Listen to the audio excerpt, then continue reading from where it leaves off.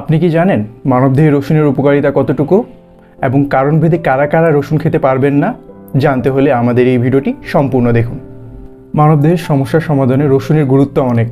যারা রসুনের উপকারিতা সম্পর্কে জানেন কিন্তু কাঁচা রসুন খেতে পারেন না বা খেতে কষ্ট হয়, তারা আমাদের এই রসুনের আচারটি খেতে পারেন।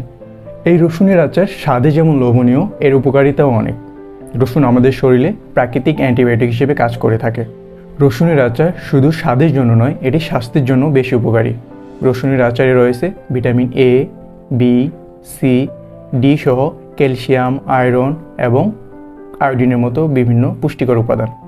এছাড়া আমাদের এই রসুনের আচার হাই প্রেশারের সমস্যা দূর করতে সাহায্য করে, যক্ষা রোগ থেকে মুক্তি দেয়, স্তন ক্যান্সার হওয়ার সম্ভাবনা কমায়, ডায়াবেটিস নিয়ন্ত্রণে সাহায্য করে এবং যৌন ক্ষমতা বৃদ্ধিতে সহায়ক ভূমিকা পালন করে। রসুনের অপকারিতা কী এবং কারা এই রসুনটি খেতে পারবে না, এখন আমি সে কথা বলবো। শিশুকে দুগ্ধদানকারী মায়েদের এই রসুনের আচার না খাওয়াই ভালো, কারণ রসুন মায়ের শরীরের দুধের মাধ্যমে শিশুদের পাকস্থলীতে গিয়ে শিশুদের পীড়ার কারণ হতে পারে।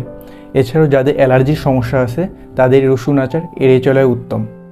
আপনি আমাদের প্রোডাক্টটি ডেলিভারি ম্যানের কাছ থেকে ঠিক এভাবেই পাবেন।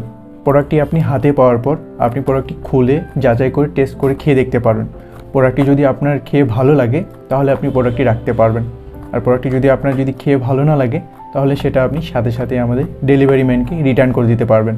এক্ষেত্রে আপনাকে বাড়তি কোনো টাকা পে করতে হবে না।